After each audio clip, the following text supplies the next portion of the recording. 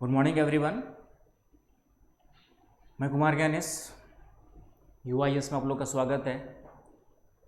तो हमने जो है आंसर राइटिंग के कंटेक्स्ट में ज्योग्राफी ऑप्शनल के लिए मॉडल टेस्ट पेपर का आंसर डिस्कशन स्टार्ट किया हुआ है, जो आपको फ्री ऑफ कॉस्ट यूट्यूब पर हमारे चैनल पर अवेलेबल है, जिसको आप सब्सक्राइब कर लेंगे तो नए जितने भी डेली एक क्वेश्चन डल रहा है, तो डेली आपका जो है एक या दो क्वेश्चन हम लोग अपने चैनल पे डाल रहे हैं। तो आप लोग UIS जो यूट्यूब चैनल उसको सब्सक्राइब कर लीजिएगा, तो उसका नोटिफिकेशन मिलते रहेगा। तो आज हम लोग जो है UPSC के लिए सबसे पहला क्वेश्चन देखते हैं। वैसे तो बहुत सारे क्वेश्चंस UPSC और UPPCS दोनों में काम आएंगे, लेकिन कुछ टॉपिक्स ऐसे हैं जो UPSC में तो है लेकिन UPPCS में नहीं है, और कुछ ऐसे भी टॉपिक है जो UPPCS में है लेकिन UPSC में नहीं है। तो हमने दोनों के लिए एक अलग अलग पेपर बनाया हुआ है, UPSC के लिए अलग और UPPCS के लिए अलग। तो UPPCS का पेपर फर्स्ट लगभग आपका जो है डेली एक वीडियो आपको जो है YouTube के माध्यम से, फिर आपका टेस्ट पेपर अवेलेबल होगा हमारे वेबसाइट्स पर, और ऑफलाइन अवेलेबल होगा आपका जो है बुक डिपोज पर, दिल्ली में प्रयागराज के सेंटर्स में, यूपी के कानपुर, लखनऊ, अदर सेंटर्स में अवेलेबल रहेंगे। तो कोई भी डाउट्स हो तो आप नंबर पे कॉल करके पूछ सकते हैं। और इसके बाद हम लोग जो है एक तो ये free of cost paper discussion है, फिर हम लोग टेस्ट सीरीज स्टार्ट करने जा रहे हैं जनवरी, जो 8 जनवरी से मेंस का एग्ज़ाम है उसके लिए। तो टेस्ट सीरीज का शेड्यूल भी जो है आपको मिल जाएगा UIS के वेबसाइट से, तो वहाँ से टेस्ट सीरीज का शेड्यूल आप लोग डाउनलोड कर लीजिएगा। 1 नवंबर से स्टार्ट है, नॉमिनल चार्जेस हमने रखे हुए, तो उसको आप देख सकते हैं। जिसको इस बार UPSC का मेंस देने की संभावना है और जो निरंतर दे रहे हैं लेकिन मार्क्स अच्छे नहीं आ रहे, तो उनके लिए विशेष रूप से जो है यह उपयोगी होगा। तो देखते हैं हम लोग जो है आज UPSC के लिए हम लोग स्टार्ट करते हैं।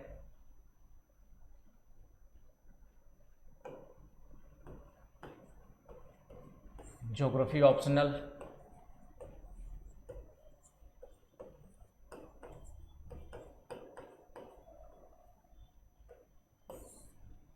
Model test paper discussion.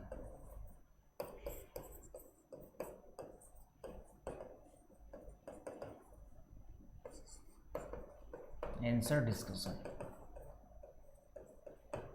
हम लोग स्टार्ट करते हैं। तो सबसे पहला क्वेश्चन लेते हैं। क्वेश्चन नंबर 1 है। तो आप लोग जानते हैं क्वेश्चन नंबर 1 में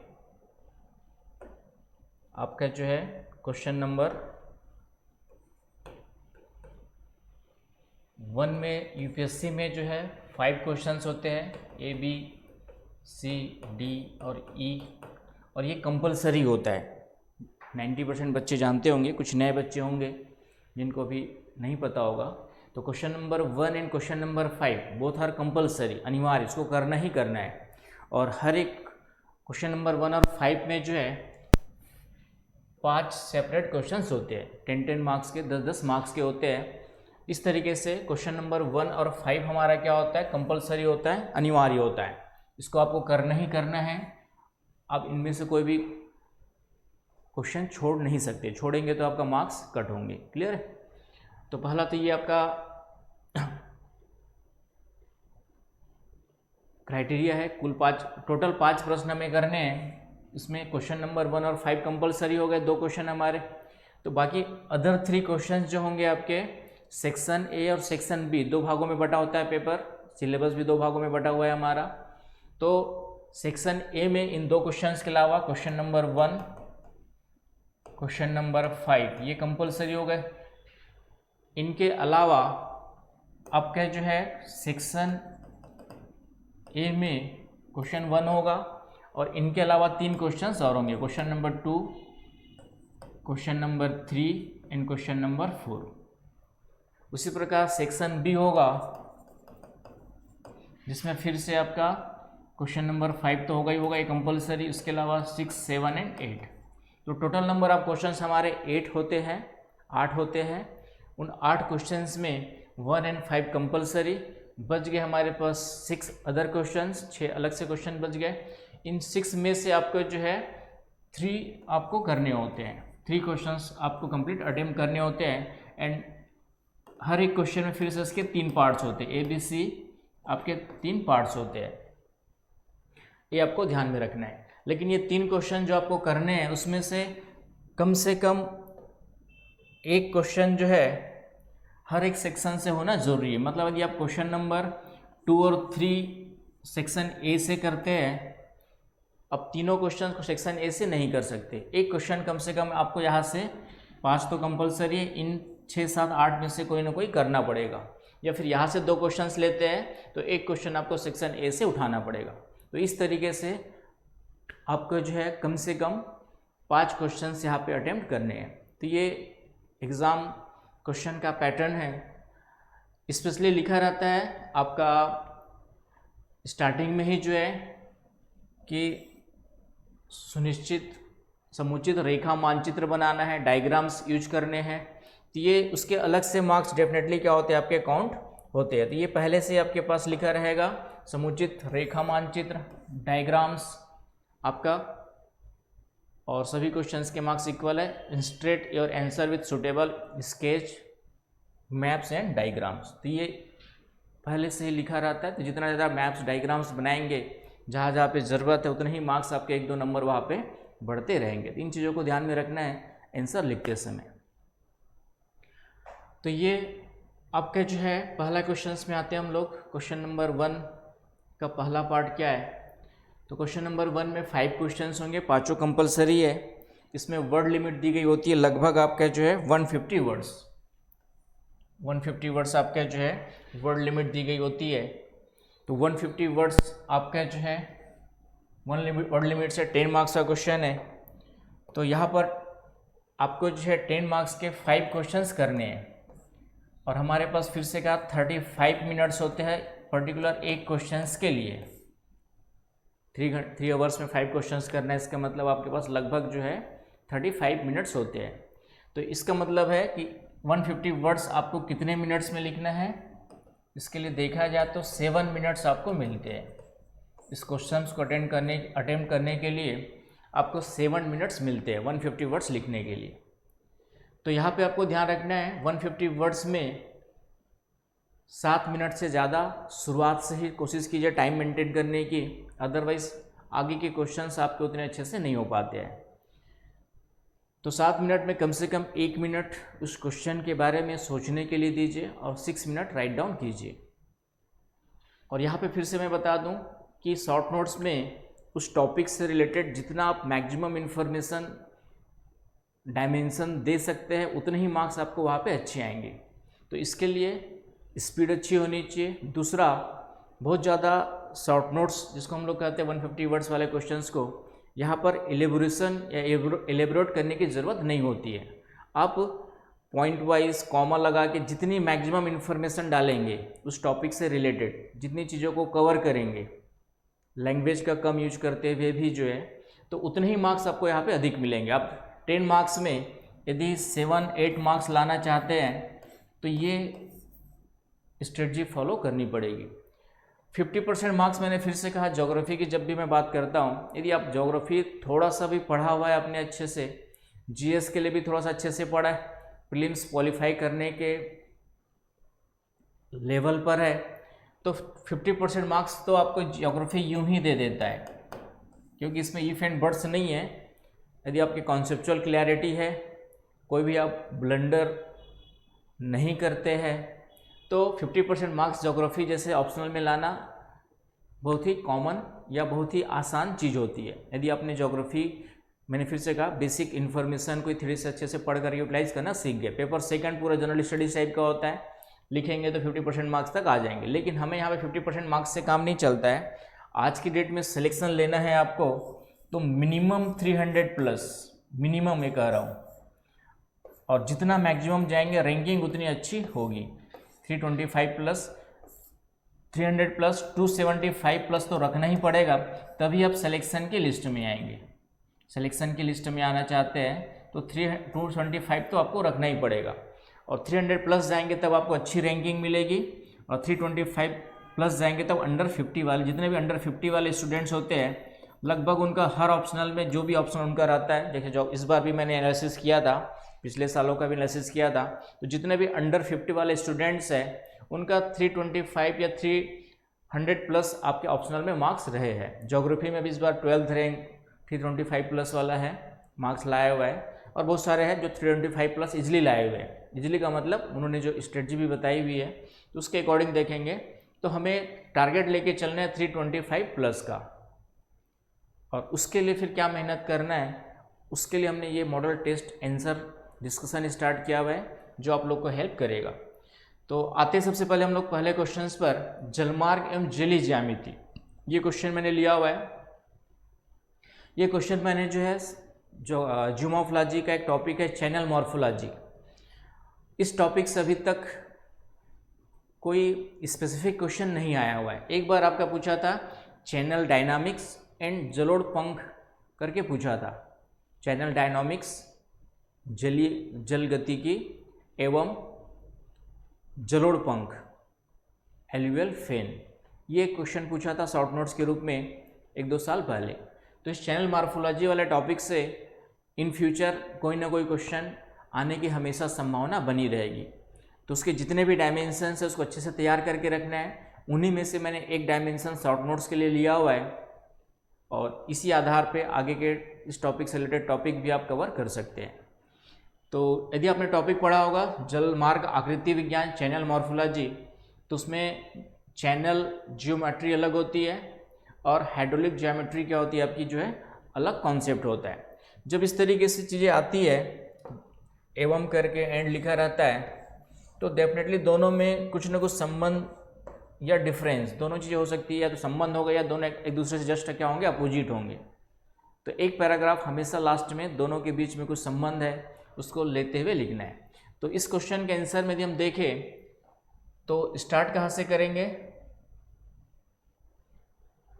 इस क्वेश्चन के आंसर में यदि देखें तो स्टार्ट हम लोग करेंगे सबसे पहले क्वेश्चन नंबर फर्स्ट ए का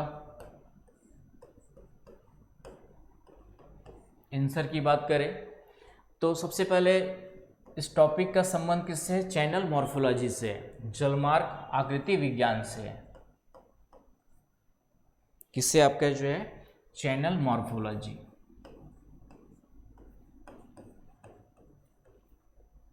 जलमार्ग आकृति विज्ञान से है।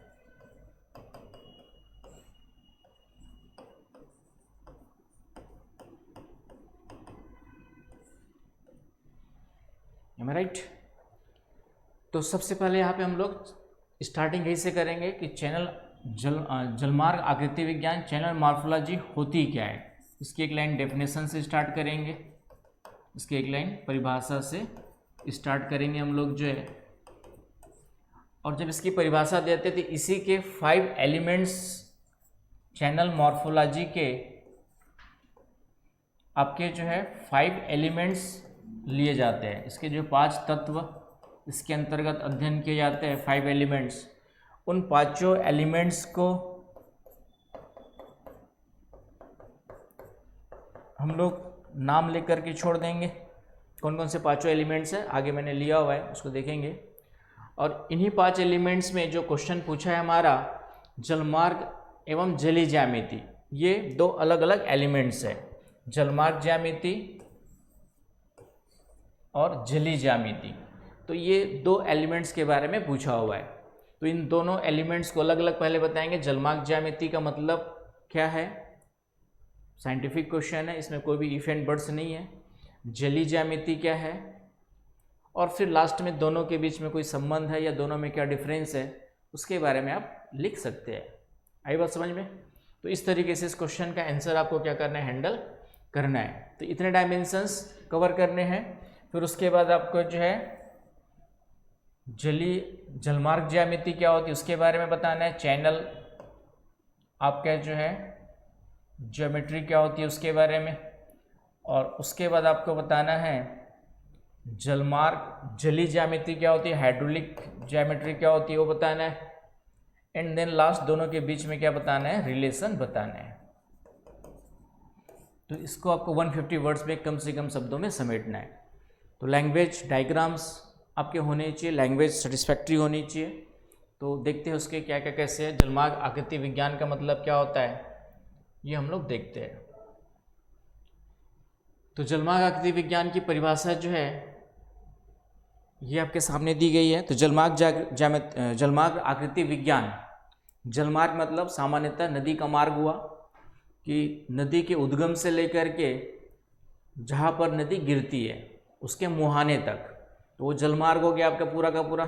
जल का मार्ग का मतलब क्या हुआ आपका, नदी के उद्गम से लेकर के उसके मुहाने तक पूरा जलमार्ग कहलाएगा। तो उसके मुहाने तक नदी जो है यूनिफॉर्म रूप से नहीं बहती है, आपका जो है कहीं पर उसका वेग अधिक हो सकता है, कहीं पर उसकी वेग कम हो सकता है, कहीं पे वह आपका वक्राकार विसर्पाकार होते हुए बहती है, कहीं पे सीधी बहती है, राइट। कहीं ज़्यादा गहराई का निर्माण करती है, कहीं पे कम गहराई का निर्माण करती है। तो इसका मतलब है कि इस उद्गम से लेकर के मुहाने तक नदी का जो मार्ग है वह सीधा और सरल न हो करके उसमें भिन्नता पाई जाती है, अर्थात उसमें डिफरेंट आकृतियों का क्या होता है, ज्योमेट्री। यहाँ पे ज्योमेट्री का मतलब समझते होंगे, रेक्टेंगल, ट्रायंगल, ये सब क्या है, ज्योमेट्री पढ़ते थे हम लोग बचपन में, मैथ्स में सभी पढ़ा होगा आपका जो है। तो इसकी जो ज्योमेट्री है वह क्या होती है, यूनिफॉर्म ना होकर के क्या होती है, उसमें परिवर्तन होते रहता है उद्गम से लेकर मुहाने तक। उसी का जो अध्ययन करने वाला विज्ञान है वह क्या कहलाता है, जलमार्ग आकृति विज्ञान कहलाता है, चैनल मॉर्फोलॉजी कहलाता है। अर्थात इसके तहत हम लोग जो है नदी के उद्गम तक नदी की लंबाई, चौड़ाई, गहराई, नदी में जल की मात्रा, नदी घाटी की चौड़ाई, इन सब का क्या करते हैं, नदी का वेग, ढाल, इन सब का क्या करते हैं, अध्ययन करते हैं। आई बात समझ में। तो उसको हम लोग जलमार्ग आकृति विज्ञान कहते हैं। तो यही डेफिनेशन मैंने यहाँ पे लिया होगा कि जलमार्ग आकृति विज्ञान जल विज्ञान की वह शाखा है जिसके अंतर्गत जलमार्ग के उद्गम, उसके क्रमिक विकास, जलमार्ग के उद्गम से लेकर के समय के साथ जब नदी आगे बढ़ती है उसका क्रमिक विकास होता है, तो विभिन्न प्रकार के आकृतियों का वितरण, उन आकृतियों का वितरण अलग अलग क्षेत्रों में अलग अलग, कहीं पे जलोढ़ बनेंगे, कहीं पे गोकुर झील बनेगी, कहीं पे वी आकार की घाटी बनेंगी, इस तरीके से अलग अलग आकृतियाँ बनती है, जलप्रपात बनते हैं। तो उसके वितरण, इन सभी का जो वर्गीकरण किया जाता है और उसका विश्लेषण किया जाता है, इसे हम लोग क्या कहते हैं, आपका जो जलमार्ग आकृति विज्ञान कहते हैं। तो इसके अंतर्गत नदी धारा की आकृति, धारा की लंबाई, चौड़ाई, गहराई, ढाल तथा विसर्प जैसी आकृतियों का अध्ययन किया जाता है। तो सिंपल परिभाषा है, जरूरी नहीं कि line to line, word to word यही आप याद करके लिखें। कॉन्सेप्ट मैंने बता दिया, वर्ड्स इधर उधर हो सकते हैं, आगे पीछे हो सकते हैं, सेंस भाव आपका यही रहना चाहिए। आई बात समझ में। ये आपको खुद से डेवलप करना है। सोचेंगे कि सर ने जो नोट्स में लिखा दिया है, बुक्स में जो लिखा है, 99% बच्चे या 90% बच्चे, खासकर हिंदी मीडियम वाले बेल्ट से जो आते हैं, और ऐसा नहीं है इंग्लिश मीडियम वालों भी 10% को निकाल दो तो 90% वैसे ही होते हैं। मीडियम का कोई फ़र्क नहीं पड़ता है, मेन फ़र्क पड़ता है आपके पढ़ने का तरीका, आपका अप्रोच, आपकी मेमोरी, उसको याद करने की क्षमता, गाइडेंस, इन सब चीज़ों का फ़र्क पड़ता है। आज की डेट में कहीं पर भी मटेरियल जो है हिंदी इंग्लिश में डिफरेंस नहीं है ऑलमोस्ट। ये तो कभी कभी ऐसा लगता है कि हिंदी में ज़्यादा अवेलेबल है इंग्लिश मीडियम की तुलना में। तो ये एक साइकोलॉजिकल जो यहाँ पर दिखाई दे रहा है, उसके पीछे कुछ अन्य कारण है। अपने आप को हिंदी मीडियम वालों को चेंज करना है एग्ज़ाम पैटर्न के अकॉर्डिंग। एग्ज़ाम पैटर्न को चेंज करने की कोशिश करेंगे तो बहुत ज़्यादा सफलता नहीं मिलेगी, तो इस अपने आप को चेंज कीजिए तो सफलता मिल जाएगी। तो ये परिभाषा हो गई। फिर इसी के तहत मैंने कहा कि इसके 5 एलिमेंट्स हैं। ये आपका इसके अंतर्गत जो है हम लोग 5 अवयवों, 5 कंपोनेंट्स का क्या करते हैं, आपके जो है अध्ययन करते हैं। 5 elements, 5 components, there is 5 components of channel morphology. Am I right? तो इनका नाम दे देना है, इन सभी का क्रमबद्ध अध्ययन किया जाता है आपका जो है, और इन्हीं में से 2 के बारे में क्वेश्चन पूछा हुआ है या मैंने आपका लिया हुआ है, और बाकी 3 भी उसके साथ साथ आपको पढ़ लेना है ताकि यहाँ से कोई भी क्वेश्चन आएगा तो इन्हीं में से आंसर निकल करके सामने आएगा। जैसे कि मैंने कहा एक क्वेश्चन आया था चैनल डायनामिक्स एंड एल्यूवियल फेन, तो उस साल भी जो है बहुत सारे बच्चों ने उसको अच्छे से हैंडल नहीं कर पाए थे, लिख नहीं पाए थे, और फिर वही ब्लेम लग जाता है कि सब्जेक्ट अच्छा नहीं है, ज्योग्राफी नई चीज़ें पूछ रहा है। तो सिलेबस से पूछा गया था, ये बात अलग है, आपने उस टॉपिक को अच्छे से नहीं पढ़ा था इसलिए वो टॉपिक टफ लग रहा है, लेकिन बहुत ही ईजी क्वेश्चन था, channel dynamics and alluvial fan, right. तो सब्जेक्ट में कोई बुराई नहीं है, आपको सब्जेक्ट के अकॉर्डिंग डेप्थ स्टडी करनी पड़ेगी। एनीवे, तो ये जलमार्ग ज्यामिति, जलीय ज्यामिति, बेड टोपोग्राफी, तलीय स्थलाकृति, जलधारा प्रकार और जलधारा प्रतिरूप, तो नाम सभी का दे देना है। अब इसी को आप और रिप्रेजेंटेशन सुधारना चाहते हैं तो इस तरीके से लाइन में लिख करके जलमार्ग आकृति विज्ञान के अवयव करके लिख सकते हैं, components of channel morphology, and you can make a flow chart. तो और ज़्यादा रिप्रेजेंटेशन थोड़ा सा दिखने में अच्छा लगेगा। आई बात समझ में? मैंने कहा ना कि वही दाल चावल या वही कॉफ़ी जो है जब 5 स्टार में या कहीं और, या खाना जो है थोड़ा सा सलाद वलाद किसी 5 स्टार में होटल में जाएंगे खाएंगे तो रेट आपका 500 की जगह 500 लगता है, सिर्फ इसलिए कि सजा करके दिया गया है। बाकी अंतर वहाँ की ककड़ी का भी वही टेस्ट होगा जो बाहर साफ़ सुथरी ककड़ी खाएंगे आप जो है, बस वहाँ पे थोड़ा सा सजा करके आपके सामने अच्छा परोसा जाता है, उसी का आपको क्या देना पड़ता है, अधिक मूल्य देना पड़ता है। आई बात समझ में? तो यहाँ पर भी जितना अच्छे से परोसेंगे चीज़ों को, सेम चीज़ सभी लोग पढ़ के जाएंगे क्योंकि इसमें कोई चेंज तो होना नहीं है। बस अपने एग्जामिनर के सामने कितने कम शब्दों में कितने अच्छे से परोसा, उस पर आपके मार्क्स डिपेंड करते हैं, और वो आपके डेप्थ नॉलेज और ये प्रैक्टिस पे डिपेंड करेगा। यदि ये प्रैक्टिस पहले से नहीं है, स्टेडियम में जाकर के सीधा खेलने की कोशिश करेंगे तो ये चीज़ें नहीं आएंगी। एनीवे, तो ये 5 चीज़ें आपको ध्यान में रखना है। नेक्स्ट आते हैं हम लोग जो है, अब यहाँ पे हम लोग को क्या देखना है, इन दोनों के बारे में देखना है कि जलमार्ग ज्यामिति क्या होती है और जलीय ज्यामिति क्या होती है, दोनों में क्या अंतर है और दोनों में क्या रिलेशन है, दोनों में डिफरेंस भी है कुछ, दोनों में डिफरेंस पहले बताएंगे और दोनों में फिर क्या रिलेशन है उसको बताएंगे, राइट। तो यहाँ पे देखेंगे हम लोग जलमार्ग ज्यामिति, आप लोग को पता होना चाहिए।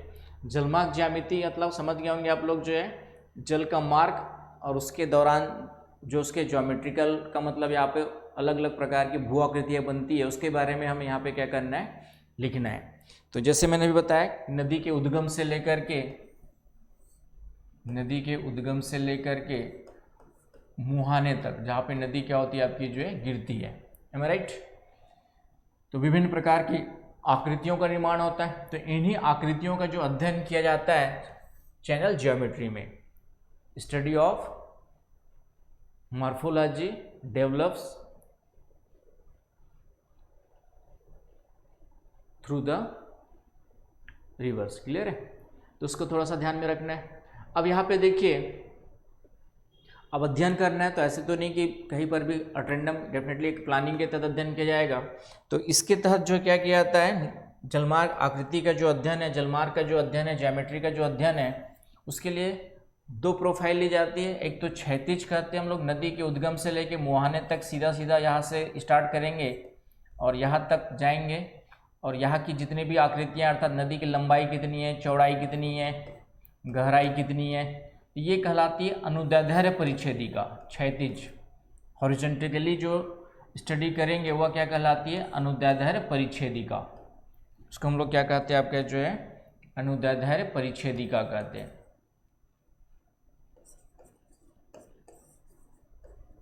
तो पहला अनुदैर्ध्य परिच्छेदिका का अध्ययन किया जाता है, हॉरिजॉन्टल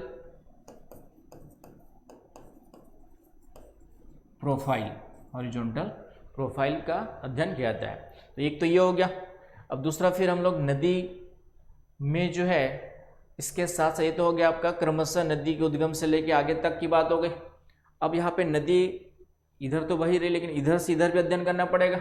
तो उसके लिए हम लोग लेते हैं नदी की अलग अलग क्षेत्रों में, नदी के एक किनारे से, मान लेते हैं यहाँ पे नदी बह रही है आपकी, तो नदी के एक किनारे से स्टार्ट करेंगे, नीचे गहराई तक जाएंगे और फिर यहाँ से दूसरे किनारे पर जाएंगे। तो ये जो अध्ययन है, इसमें हम लोग किसका अध्ययन कर रहे हैं, आपका वर्टिकली अध्ययन कर रहे हैं। तो इस अध्ययन को हम लोग क्या कहते हैं, आपका जो है अनुप्रस्थ परिच्छेदिका कहते हैं, लंबवत या अनुप्रस्थ परिच्छेदिका। तो ये कॉन्सेप्ट क्लियर होगा, मान के चल रहा हूँ, वैसे नहीं होगा थोड़ा सा, इसलिए एक्सप्लेन भी कर रहा हूँ। कई लोग को नहीं होता है, बहुत सारे बच्चे नहीं पढ़े होते टॉपिक को। तो इस तरीके से देखा जाए तो जलमार्ग ज्यामिति में हम लोग जो है पूरा का पूरा दो बातों का अध्ययन करेंगे, दो आधारों पे अध्ययन करेंगे, हॉरिजॉन्टल प्रोफाइल एंड वर्टिकल और ट्रांसवर्स प्रोफाइल। अनुदैर्ध्य का मतलब हो गया मुहाने से लेके उद्गम से लेके मुहाने तक क्षैतिज रूप से, और अनुप्रस्थ का मतलब हो गया नदी के एक किनारे से दूसरे किनारे के बीच। ये भी अध्ययन करते जाएंगे, सीधा सीधा तो करेंगे, इधर से इधर भी आपका क्या करेंगे, आपके जो है अध्ययन करते जाएंगे। तो उसको हम लोग क्या कहेंगे, ट्रांसवर्स और वर्टिकल प्रोफाइल कहा जाता है। आई बात समझ में।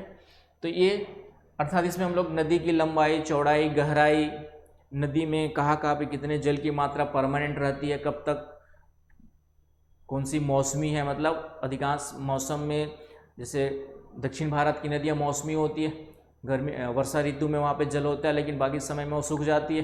तो कौन सी नदी जो है मौसमी है, कौन सी आपका पेरेनियल है, सदावाहिनी है, इन सब बातों को भी ध्यान में रखा जाता है। जब वर्षा ऋतु में नदी में जल की मात्रा बढ़ जाएगी लेकिन बाकी गर्मी के ऋतु में सूख करके नीचे आ जाएगी, तो परमानेंटली कितनी गहराई तक जल की मात्रा हमेशा नदी में बनी रहती है, उसके लिए हम लोग जलयुक्त भाग एक वर्ड यूज करते हैं आपके जो है। तो इस तरीके से टेक्नोलॉजी यूज की जाती है। तो ये तो हो गया हमारा जलमार्ग ज्यामिति। आगे बताऊंगा इसको फिर से, और यहाँ पे डिफरेंस बता दो। दूसरा है जलीय ज्यामिति, हाइड्रोलिक। तो जलीय ज्यामिति में हम लोग क्या करते हैं कि जल की विशेषता का अध्ययन करते हैं। जल की विशेषता, जल की विशेषता का मतलब कि जल का वेग कितना है, जल की मात्रा कितनी है, इसका अध्ययन करते हैं। तो जल का वेग, जल की मात्रा का अध्ययन किया जाता है, उसका अंतर संबंध स्थापित किया जाता है जलधारा के ढाल से, राइट। तो डेफिनेटली ढाल अधिक होगा तो वेग अधिक होगा, वेग अधिक होगा तो कटाव, लंबवत कटाव ज़्यादा होगा, तो वहाँ पे नदी की गहराई क्या होगी, ज़्यादा होगी। उसी प्रकार वेग कम होगा तो नदी का ढाल कम होगा, तो ढाल कम होगा तो वेग कम होगा, वेग कम होगा तो नदी जो है लेटरल इरोजन करेगी, लेटरल इरोजन, पार्श्विक अपरदन करेगी, साइड का इरोजन करेगी, तो वहाँ पे नदी घाटी की चौड़ाई क्या होगी, ज़्यादा होगी।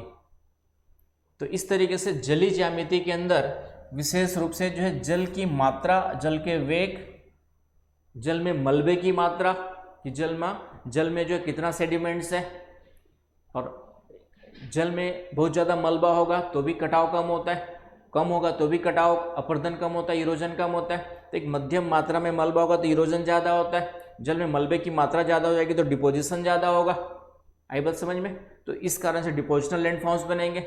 जल में मलबे की मात्रा मॉडरेट है, न तो बहुत ज़्यादा न बहुत कम, तो इरोजन आपका क्या होगा, ज़्यादा होगा। तो इस तरीके से अपरदनात्मक स्थलाकृतियों का निर्माण होगा।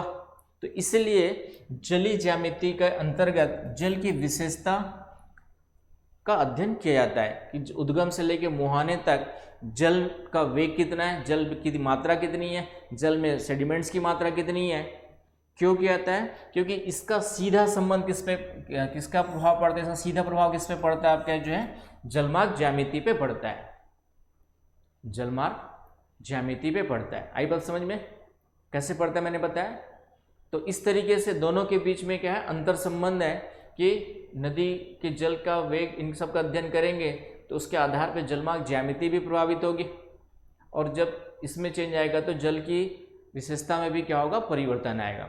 तो इस तरीके से इसका आंसर खत्म करना है दोनों को बताते हुए। आई बात समझ में। तो मान के चल रहा हूँ आप लोग को पहले से पढ़ा होगा तो अच्छे समझ में आ गया होगा, नहीं पढ़ा होगा तो पढ़ने की कोशिश कीजिएगा। अब इसको मैंने आंसर फॉर्म में यहाँ पे आप लोग के सामने देने की कोशिश की है।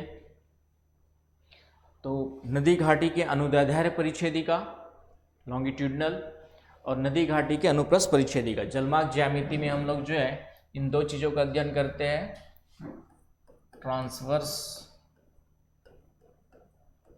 और वर्टिकल प्रोफाइल, दो बातों का अध्ययन करते हैं। आई बात समझ में। अनुदैर्ध्य और अनुप्रस्थ आपका जो इसका संबंध जलमार्ग अनुप्रस्थ अनुदैर्ध्य स्वरूप एवं विस्तार से है। अब जैसे आपको कम शब्दों में लिखना है तो ये हेडिंग डाल दिया तो ये लाइन पहला वाला पैराग्राफ हट जाएगा। इसके अंतर्गत सीधा सीधा लिखेंगे अनुप्रस्थ और अनुदैर्ध्य के अंतर्गत जलमार्ग की लंबाई, उसकी चौड़ाई, गहराई, भीगी परिमिति, जो वर्ड मैंने बताया था जलयुक्त भाग को कहते हैं हम लोग जो है भीगी परिमिति। मतलब यदि किसी नदी ये नदी की घाटी है और इस नदी घाटी में सालों भर लगभग इतना जल रहता है, तो ये क्या कहलाएगा, भीगी परिमिति कहलाएगा, वेट पैरामीटर कहलाता है। तो ये ब्रैकेट में डिफाइन कर दिया। जलमार्ग का ढाल, तली, उसकी जो तली है आपका, जो उसका अध्ययन, जलमार्ग की मध्य धारा, ठीक है, जिसको हम लोग थालवेग घाटी कहते हैं। मध्य धारा, थालवेग घाटी का मतलब अधिकतम गहराई वाला भाग, उसके लिए टर्मिनोलॉजी यूज हुई है थालवेग घाटी। तो इस तरीके की टर्मिनोलॉजी को भी दिमाग में रखना है। कभी कभी यूपीएससी आज की डेट में एक आध शॉर्ट नोट ऐसी डाल देता है जिसके बारे में आपको नहीं पता होगा, सिर्फ टर्मिनोलॉजी को लेकर के क्वेश्चन दे देता है, दे देगा कि नदी, जलमार्ग और थालवेग घाटी लिख देगा। तो यदि आपको थोड़ा भी इसके बारे में नहीं पढ़ा होगा तो फिर सोचेंगे पता नहीं किस दुनिया से क्वेश्चन आ गया।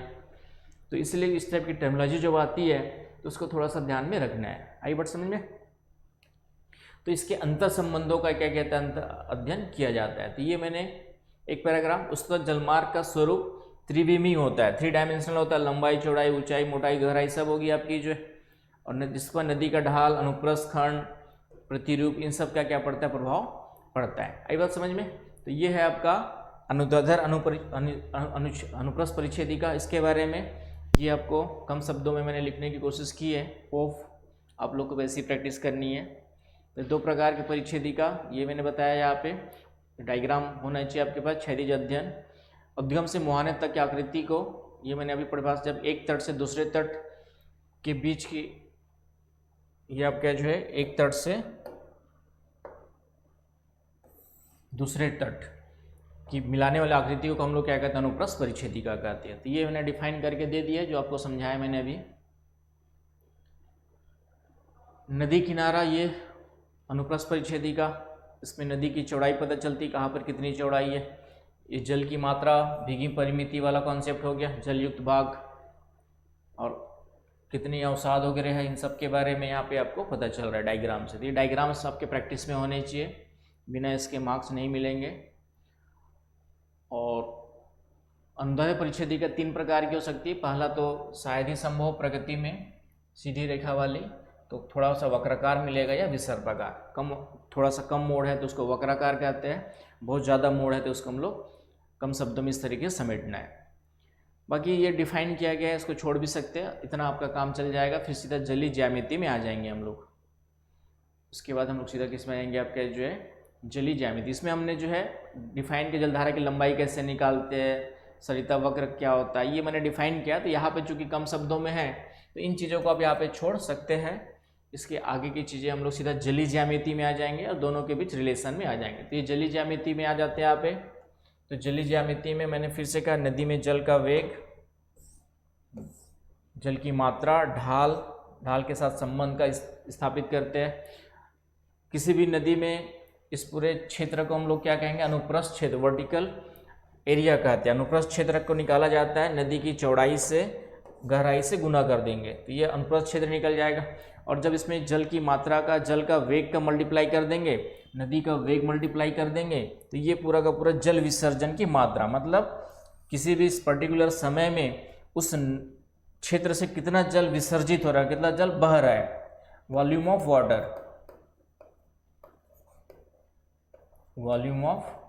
वाटर जो है हम लोग फाइंड आउट कर सकते हैं। जैसे हम लोग, आपने सुना होगा, जब भी वर्षा ऋतु में बांध में, जलाशय में, रिजर्वायर में बहुत ज़्यादा पानी हो जाता है तो पानी छोड़ा जाता है, तो उसमें कहा जाता है कि इतना क्यूबिक या इतना क्यूसेक पानी छोड़ा गया। तो लीटर तो लेके बैठे नहीं उन लोग, कैसे लीटर से नाप के भेज रहे होंगे।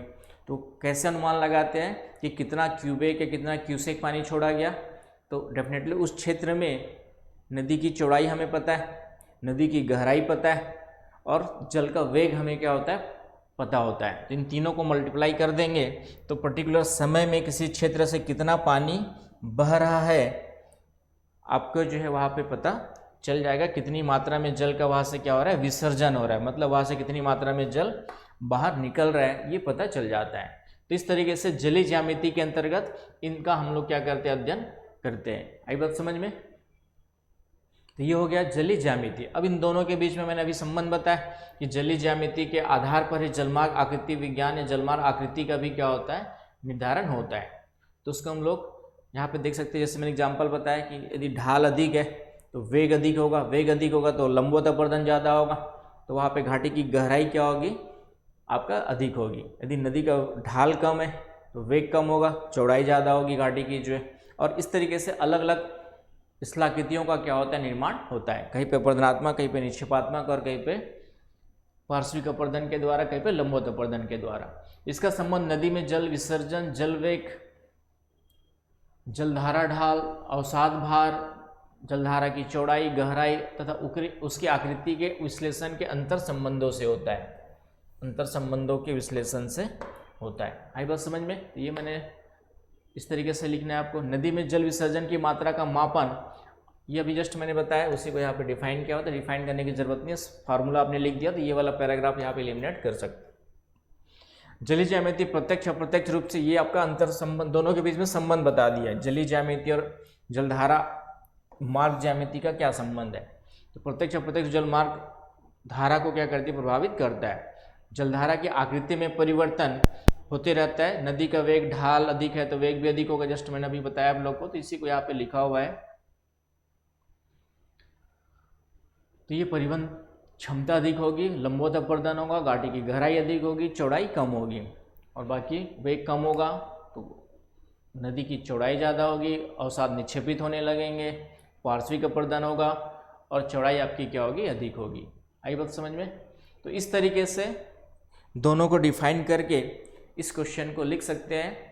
इस टॉपिक से क्वेश्चन आ सकते हैं, इसका सीधा संबंध नदियों की स्थलाकृतियों से भी है, तो जोड़ करके पूछ सकता है कि नदी स्थलाकृतियाँ एवं चैनल डायनामिक्स लिख देगा। क्वेश्चन यहाँ पे कैसे बनेंगे, ये थोड़ा सा अभी तो मैंने फिर से कहा, आने वाले एग्जाम्स के लिए, यूपीएससी के लिए बहुत ही इंपॉर्टेंट टॉपिक है ये, कभी भी क्वेश्चन आ सकते हैं। तो यहाँ पे चैनल मॉर्फोलॉजी या चैनल डायनामिक्स कहा जाता है, चैनल का जो अध्ययन है वह क्या कहलाता है, चैनल डायनामिक्स कहलाता है। तो इसका रिलेशन है नदी स्थलाकृति, रिवर आपका जो है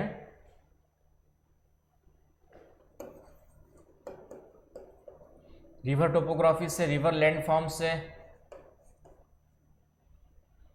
तो रिवर लैंडफॉर्म से जोड़ करके कोई भी लैंडफॉर्म, जैसे मैंने कहा एक क्वेश्चन दिया था चैनल डायनामिक्स इन एलुवियल फेन, एलुवियल, ये क्वेश्चन आपका एक बार आ चुका है, इसको दोनों को मिला के दिया था। तो कॉन्सेप्ट क्लियर नहीं होगा तो आप इसका आंसर नहीं लिख पाए होंगे और नहीं लिख पाओगे। तो इसका कॉन्सेप्ट क्लियर है तो बहुत ही ईजी क्वेश्चन है, बस ये है कि आपके लिए वेल नोन नहीं है तो टफ लग रहा होगा। तो मैंने फिर से कहा ज्योग्राफी के, मुझे याद है एक आध दो क्वेश्चन जैसे बीच में किसी एग्जाम में छद्म ज्वालामुखी पूछ दिया था, तो इस क्वेश्चन को, इस टाइप के एक आध क्वेश्चन को छोड़ दो तो लगभग जितना मैं क्लास में पढ़ाता हूँ उससे बाहर कभी क्वेश्चन आते ही नहीं। एक आध इस टाइप से टकरा जाते हैं। लास्ट ईयर फ्रेटिक वॉल्केनो करके दे दिया, इसमें गलती सिलेबस वाले की नहीं, हमारी गलती है या आपकी खुद की गलती है। जब ज्वालामुखी क्रिया सिलेबस में लिखा हुआ है तो उससे रिलेटेड कुछ टर्मिनोलॉजी भी होती है, बियॉन्ड सविंदर सिंह या डिक्शनरी उससे जाके पढ़ने से वह अब यह सब हम लोग प्रीलिम्स में पढ़ा करते थे जब हमारे पास ऑप्शनल प्रीलिम्स हुआ करता था, तो हमारे लिए तो नोन है लेकिन हम इसको क्लास में डिस्कस नहीं करते थे। लेकिन इस तरीके की चीज़ें भी अब पूछ रहे हैं, तो इस बार का जो पेपर होगा उसमें मेरी भी कोशिश रहेगी किस तरीके से किसी भी टॉपिक से रिलेटेड कुछ टर्मिनोलॉजी है, कुछ शॉर्ट नोट्स पूछ सकता है तो उसको लेकर के मैं चलूँगा। आई बात समझ में? जितनी मैक्सिमम चीज़ें हैं जो वेल नोन नहीं है आप लोग के लिए, अननोन है अभी तक, उनको भी हम लोग ले करके चलेंगे। तो इस तरीके से कोशिश ये रहेगी कि 90% तो फंसना ही फंसना है, 10% के लिए आपकी किस्मत के साथ हमारा एफर्ट्स प्रयास चलते रहेगा। फंस गया तो ठीक, तो भी आप 10% का मतलब आपका 250 नंबर 500 नंबर का क्वेश्चन यदि ले, 90% का मतलब 450 मार्क्स आपके हाथ में है। 450 मार्क्स में आपको 300 प्लस लाना है, 50 नंबर का छोड़ के चलिए हर साल। इस तरीके से आपको स्ट्रेटजी बना के चलना है। और ज्योग्राफी मैंने फिर से कहा, मैं 2019 का भी पेपर एनालिसिस करूँगा कुछ दिनों में, जितने भी क्वेश्चन 2018-19 तीनों के करूँ, जहाँ पे बच्चे लोग ये कन्फ्यूज है कि पेपर टफ आ रहा है वॉटेवर है, तो उसको मैं एनालिसिस करके बताऊँगा कि पेपर कोई भी टफ नहीं है। इवन इस बार का प्रीलिम्स का पेपर भी कोई टफ नहीं है, बस आपके तैयारी पे लेवल पे डिपेंड करता है कि पेपर टफ है या सही है। क्योंकि एक अच्छे स्टूडेंट होने के नाते इस बार का जो प्रीलिम्स का पेपर आया था मैंने उसको 2 घंटा समय लेकर के खुद से सॉल्व करने की कोशिश की, जबकि मुझे इकोनॉमी या अदर हिस्ट्री उस्ट्री पढ़े हुए 10-12 साल हो गए, तो भी मेरे से आंसर निकल जा रहे थे, एलिमिनेशन प्रोसेस से निकल जा रहे थे, कुछ कॉमन सेंस जो पढ़ा हुआ था अंदर उसमें से निकल जा रहे थे ऑलमोस्ट। ठीक है कि संभावना ये थी कि ये क्वेश्चन का आंसर ये होगा। और क्वेश्चन पेपर हमेशा प्रीलिम्स ऐसे ही पास किया जाता है। तो तैयारी का लेवल आप इंक्रीज कीजिए। यूपीएससी टफ दे रहा है, इजी दे रहा है, उस पर फोकस करने की ज़रूरत नहीं है। तो ये क्वेश्चन आपका कंप्लीट होता है। उसके बाद हम लोग आते हैं नेक्स्ट क्वेश्चन में। तो नेक्स्ट क्वेश्चन क्या है देखते हैं। ठीक है, थैंक यू।